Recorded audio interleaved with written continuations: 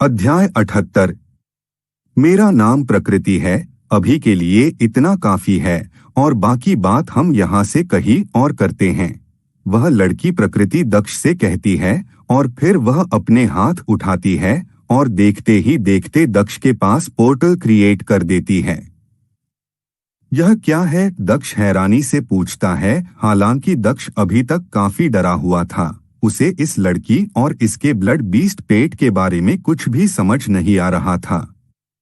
दक्ष, यदि तुम अपनी मॉम को सच में बचाना चाहते हो तो इस पोर्टल के थ्रू मेरे पास आ जाना, प्रकृति दक्ष से कहती और फिर वह वहां से चली जाती है।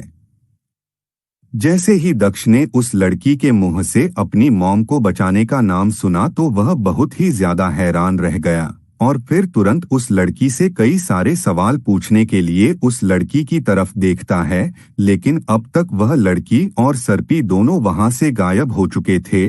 अब सिर्फ वहां पर वह पोर्टल था जिसके जरिए वह एक बार फिर से उस लड़की से मिल सकता था।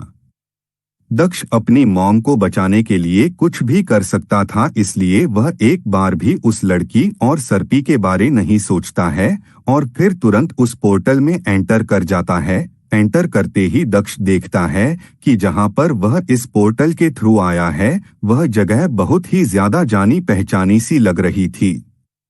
काफी देर तक दक्ष इस जगह को याद करने की कोशिश करता रहता है और काफी देर याद करने के बाद दक्ष को याद आता है कि यह वही अंडरग्राउंड केव है जिसमें दक्ष जब पहली बार सिल्वर बेस में एंटर किया था तब पोर्टल ने उसे इस जगह पर भेज दिया था। ऐसा उस पोर्टल ने बहुत बार किया था, लेकिन लास्ट में दक्ष सिल्वर बेस में एंटर कर गया था, उसके बाद उसके साथ ऐसा नहीं हुआ था।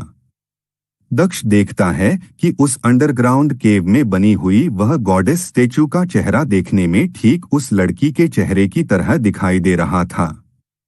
हालांकि यह बात तो दक्ष भी नहीं जानता था कि वह स्टेचू सच में किसी गॉडेस का है या फिर इस लड़की ने अपना ही स्टेचू खुद ही बना लिया है।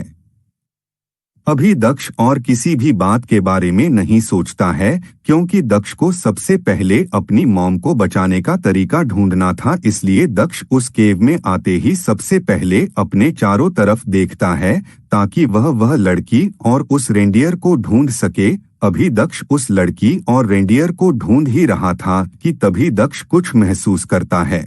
उसे ऐसा महसूस हो रहा था जैसे कोई अर्थक्वेक आ रहा है जिसकी वजह से धरती बहुत ही ज्यादा हिलना शुरू हो गई थी कि तभी दक्ष अपने शरीर को भारी महसूस करने लगता है। उसे समझ नहीं आ रहा था कि उसके साथ हो क्या रहा है। कुछ ही देर दक्ष एक बार फिर से अपनी आप को नॉर्मल फील करने लगता है। अब जमीन हिलना भी बंद हो गया था और साथ ही साथ उसका शरीर भी भारी लगना बंद हो गया था। यह देखकर दक्ष अपने आप को थोड़ा सेफ फील करता है। अभी दक्ष थोड़ा शांत हुआ ही था कि उसके सिर पर कुछ मिट्टी गिरने लगती है और अगले ही पल उस अंडरग्राउंड केव की छत टूटना शुरू हो गई थी। दक्ष यह देखकर काफी घबरा गया था कि तभी दक्ष कुछ अजीब सा देखता है और अगले ही पल उसके चेहरे पर सनलाइट गिरने लगती है। दक्ष अब देखता है कि उस अंडरग्राउंड केव की छत टूट नहीं रही है बल्कि खुल रही है। यह देखकर दक्ष भी काफी हैरान था क्योंकि ऊपर से छत खुलने की टेक्नोलॉजी अभी अर्थ पर भी काफी ज्यादा कम है और यहाँ पर यह केव इतनी बड़ी होने के बाद भी केव की छत केवल 2 भागों में ओपन हो रही है।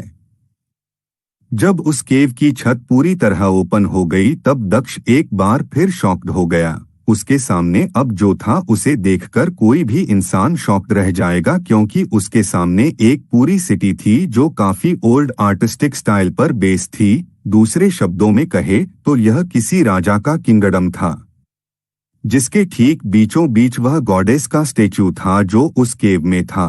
अब जाकर दक्ष को समझ आ रहा था कि अचानक से जमीन हिलने क्यों लगी थी और साथ ही साथ उसे यह भी पता चल गया था कि अचानक उसका शरीर भारी क्यों हो गया था क्योंकि वह पूरी की पूरी अंडरग्राउंड केव ऊपर की तरफ आ रही थी जिसके कारण उसका शरीर भारी हो गया था और साथ में जमीन भी हिलने लगी थी। अभी 10 इस किंगडम को देखकर हैरान हो ही रहता था। तभी दक्ष को वह लड़की और वह रेनाडियर याद आता है उन दोनों का ख्याल आते ही दक्ष तुरंत अपने आसपास देखने लग जाता है।